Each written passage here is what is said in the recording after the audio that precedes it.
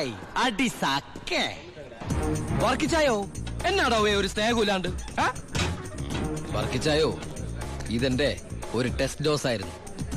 ഇപ്പൊ എനിക്കൊരു കാര്യം മനസ്സിലായി. വാളയാർ ചെക്ക് പോസ്റ്റ് വഴി ഇനി പരമശിവത്തിന് സ്പിരിറ്റ് നടത്താൻ പറ്റില്ല എന്ന് വെച്ച് നമുക്ക് നമ്മുടെ തൊഴിൽ നിർത്താൻ പറ്റണോ? വർക്കിച്ചായോ ദേ എന്റെ ലോഡുകൾ